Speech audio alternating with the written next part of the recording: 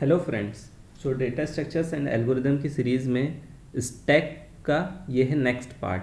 हमने previous tutorial में ये देखा था कि स्टैक क्या होता है, उसकी एप्लीकेशंस क्या है और उसका स्ट्रक्चर कैसा होता है, वो भी हमने देखा था।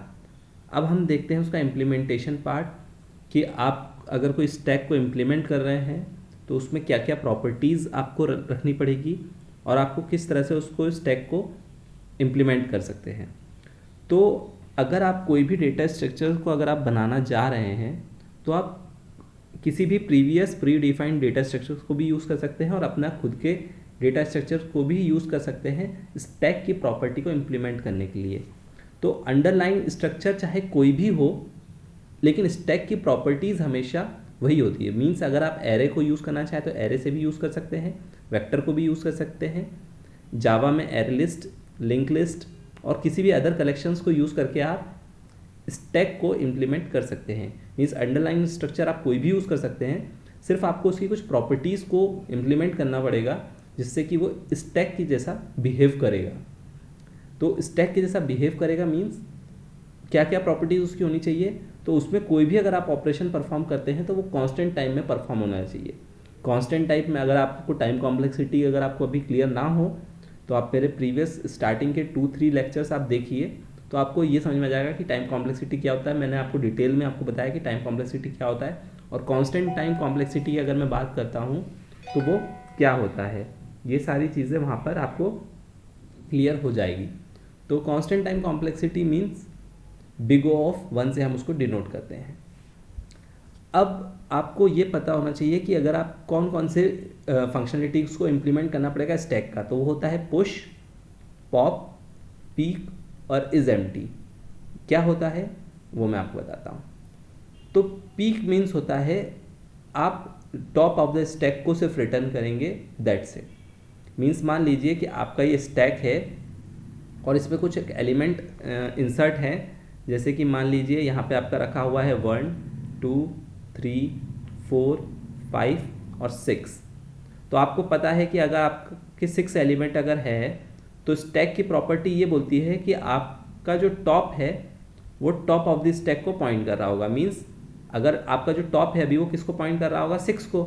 और अगर आप इसको एरे किस तरह इम्प्लीमेंट करेंगे तो आप मान लीजिए कि ये स्टैक नाम का एक एरे है जिसका जो इंडेक्स है ये इंडेक्स 0 है, 1 है, 2 है, 3 है, 4 है और 5 है। तो अब देखिए एलिमेंट जो है वो 1 2 3 4 5 6 है, लेकिन जो स्टैक का जो इंडेक्स है वो 0 1 2 3 4 5 6 है। तो अगर स्टैक 6 अगर मैं बोलूँ, मतलब कि स्टैक टॉप अगर मैं बोलता हूँ, स्टैक टॉप मीन्स टॉप की जगह 5 है। तो अगर स्टैक और टॉप अगर मैं रिटर्न करता हूँ तो वो क्या रिटर्न करेगा, 6 रिटर्न करेगा। मीन्स ये टॉप ऑफ द एलिमेंट को रिटर्न करेगा। तो पीक मीन्स ये होता है कि अगर आपके पास कोई एक स्टैक है और अगर आप उसके सिर्फ टॉप ऑफ द एलिमेंट को सिर्फ रिटर्न कर रहे हैं, ध्यान रखिए मैं बोल रहा हूँ सिर्फ रिटर्न कर रहे हैं, दैट्स इट। इसके अलावा कोई भी ऑपरेशन परफॉर्म नहीं कर रहे हैं, क्योंकि बहुत ही सिमिलर ऑपरेशन होता है पुश और पीक का। पुश में क्या होता है कि आप टॉप ऑफ द एलिमेंट को रिटर्न भी करते हैं और इसको रिमूव भी कर देते हैं, लेकिन पीक में ऐसा नहीं होता। पीक मीन्स सिर्फ आप टॉप ऑफ द एलिमेंट को रिटर्न कर रहे हैं विदाउट डिलीटिंग दैट एलिमेंट। आप उस टॉप ऑफ द एलिमेंट को डिलीट नहीं कर रहे हैं, रिमूव नहीं कर रहे हैं, वो अपनी पोजीशन पर अभी भी है। अगर आप 10 बार भी पीक ऑपरेशन परफॉर्म करेंगे तो वो हमेशा 6 ही रिटर्न करेगा इस स्टैक के केस में। लेकिन पुश में क्या होगा कि अगर आपने फर्स्ट टाइम अगर 6 को पुश किया, सॉरी मैंने पुश बोल रहा हूँ, एक्चुअली इट्स पॉप। तो अगर मैं 10 बार अगर पॉप ऑपरेशन परफॉर्म करूंगा तो हमेशा पहले डिलीट करता जाएगा operation top of the element को। मीन्स अगर मैंने पहली बार पॉप ऑपरेशन परफॉर्म किया है तो वो 6 को डिलीट भी कर देगा और रिटर्न भी कर देगा। जब मैं सेकेंड बार पॉप ऑपरेशन परफॉर्म करूंगा तो वो 5 को डिलीट करेगा, रिटर्न करेगा, देन डिलीट भी कर देगा। लेकिन पीक में सिर्फ रिटर्न करेगा, डिलीट नहीं करेगा। दूसरा ऑपरेशन होता है फुल चेक करने का कि क्या आपका स्टैक जो है वो फुल है या नहीं। तो अगर आप कोई एक ऑपरेशन स्टैक परफॉर्म कर रहे हैं तो स्टैक 2-3 तरह से इम्प्लीमेंट किया जा सकता है।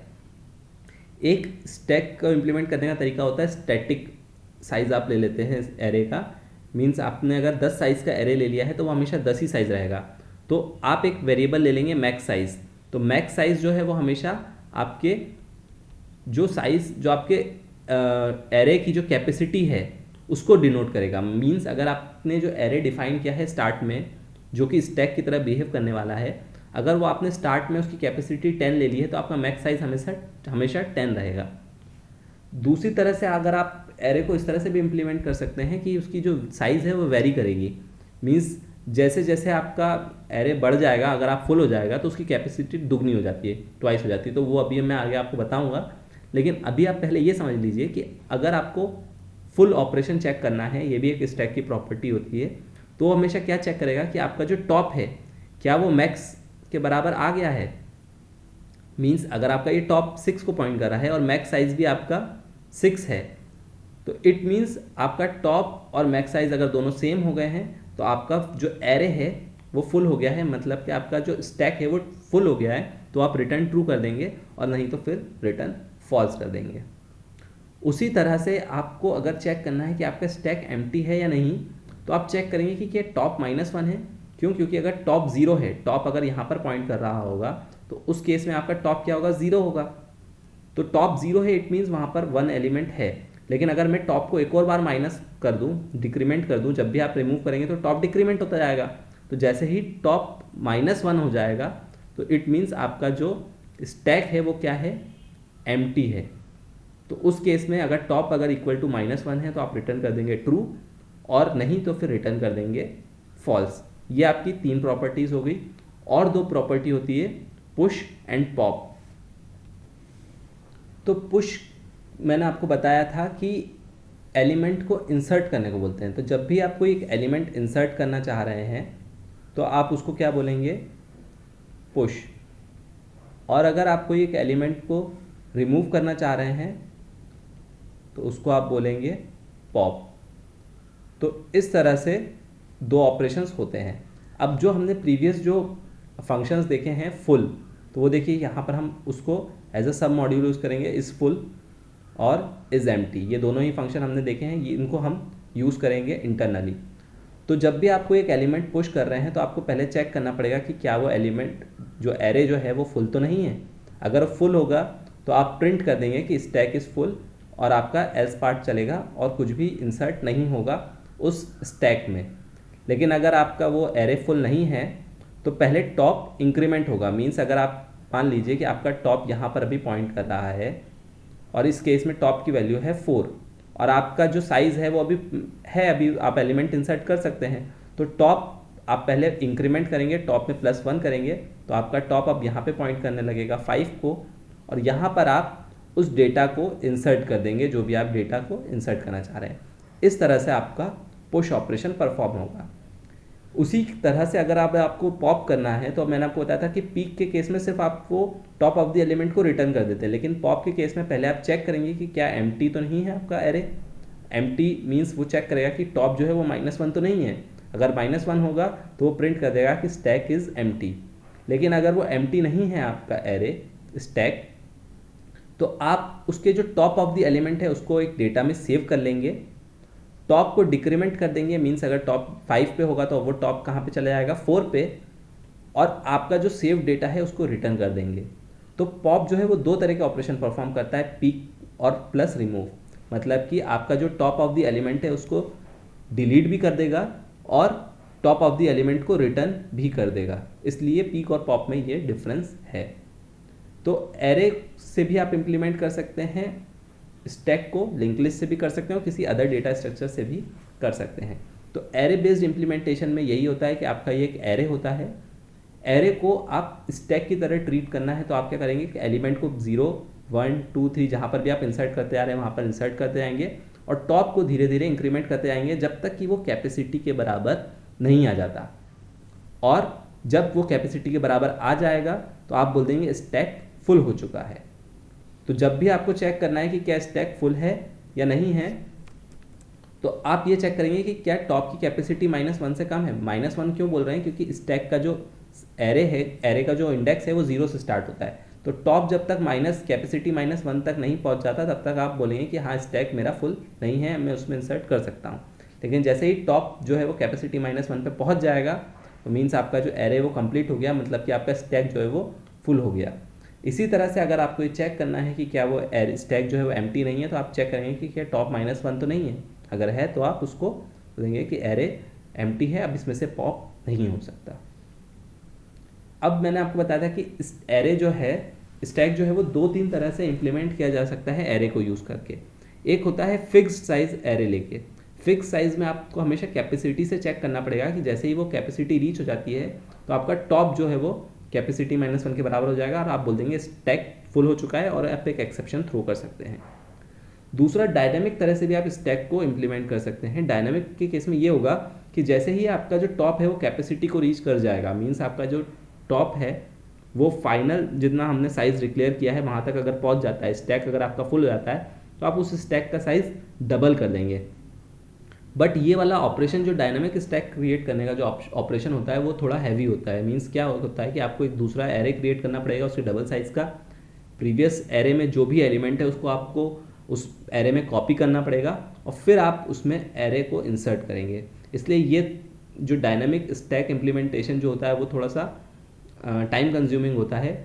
मगर अगर आपकी रिक्वायरमेंट है जिसमें कि आप कह नहीं सकते कि स्टैक का साइज़ कितना होगा, आपको कितने एलिमेंट इंसर्ट करने पड़ेंगे, उस केस में आप डायनामिक एरे को यूज़ कर सकते हैं। और आप लिंक लिस्ट के फॉर्म में भी आप स्टैक को इम्प्लीमेंट कर सकते हैं। लिंक लिस्ट में ये होगा कि आपका जो टॉप रहेगा वो हमेशा इंक्रीमेंट करता जाएगा, नेक्स्ट नोड क्रिएट करते जाएंगे, और जब भी आप नया एलिमेंट क्रिएट करेंगे तो वो लास्ट एलिमेंट को तो आपका टॉप पॉइंट करेगा, और जब भी आप डिलीट करेंगे तो आप इसको रिमूव कर देंगे और आप यहाँ पर आपका टॉप डिक्रीमेंट हो जाएगा। तो आपको as a Dabali link list के फॉर्म में भी आपको इम्प्लीमेंट करना पड़ सकता है, ये आपकी रिक्वायरमेंट के अकॉर्डिंग है। मगर सबसे अच्छा बेनिफिट लिंक लिस्ट में इम्प्लीमेंट करने का ये है कि आप डायनामिक स्टैक इम्प्लीमेंटेशन ईजिली कर सकते हैं, क्योंकि अगर आप एरे से डायनामिक स्टैक इम्प्लीमेंटेशन करेंगे तो आपको हमेशा नया एरे क्रिएट करना पड़ेगा, सारे एलिमेंट्स को कॉपी करना पड़ेगा और तब आप एक नया एलिमेंट इंसर्ट कर पाएंगे। लेकिन लिंक लिस्ट के केस में ऐसा नहीं होता। लिंक लिस्ट के केस में आप नया एक नोड क्रिएट करेंगे और वहाँ पर आप अपना टॉप को पॉइंटर को मूव करा देंगे और अपना एलिमेंट इंसर्ट कर देंगे। तो डायनामिक स्टैक इम्प्लीमेंटेशन में लिंक लिस्ट जो है वो ईजी होता है। अब नेक्स्ट हम ट्यूटोरियल्स में 1-2 स्टैक से रिलेटेड कुछ प्रॉब्लम्स को सॉल्व करेंगे। सो आई होप आपको ये वीडियो क्लियर हुआ होगा। अगर आपको कोई डाउट है, कोई क्वेरी है, तो आप नीचे कमेंट सेक्शन में लिख सकते हैं।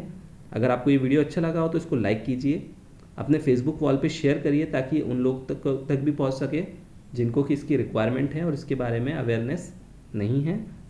सब्सक्राइब करना ना भूलें, सब्सक्राइब करने से आपको नए नए वीडियोज़ के अपडेट्स मिलते रहेंगे। और नीचे मेरे डिस्क्रिप्शन में फेसबुक पेज की लिंक दी हुई है, प्रतीक जैन एकेडमी, आप उसको जाके लाइक कर लीजिए, वहाँ से भी आपको नए नए वीडियोज़ की अपडेट मिलती रहेगी। Thank you very much.